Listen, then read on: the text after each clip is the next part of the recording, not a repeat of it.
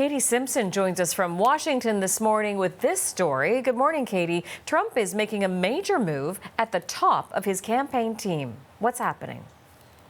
He's reassigned his campaign manager, and it's a sign that the president is not happy with how things are going. You don't demote your campaign manager 4 months ahead of Election Day if things are going well.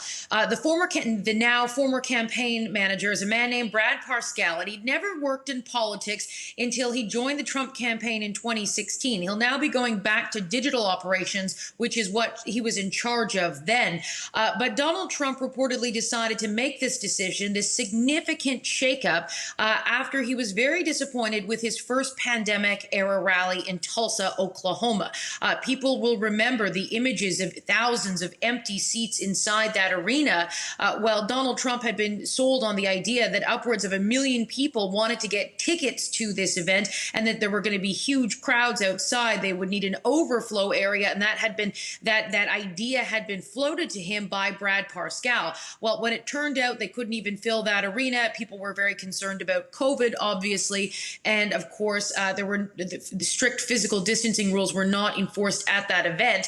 The overall disappointment from the president reportedly was what was the breaking point and the final decision for him to really make a change there. The other big concern right now is that Donald Trump's popularity is starting to dip, and it really started to dip once this pandemic settled in and Americans started to criticize his response and his handling of the pandemic. There's a new poll out by the Wall Street Journal as well as as NBC News. It has Joe Biden, the Democratic presidential challenger, as well as the former vice president. He is up 11 points on Donald Trump, a double-digit lead at this, but it's still 4 months out from Election Day, and plenty can happen. But it certainly is enough of a concern for the president. He had reportedly been thinking about making a change for some time. He and Brad Parscale had been fighting behind the scenes, and Donald Trump announcing on Facebook last night that he would no longer be leading the charge into the re-election effort.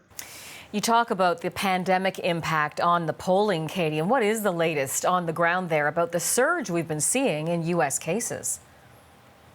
Every day, things continue to spiral out of control here in the United States. We're halfway through the month of July, and in the first 2 weeks of this month, 41 states have seen an increase in their COVID cases. Right now, Miami is the epicenter. Florida's having a very difficult go right now.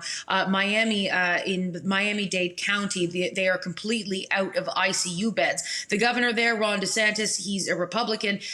He has resisted enforcing any sort of statewide mask order, and there are great debates about that in this country.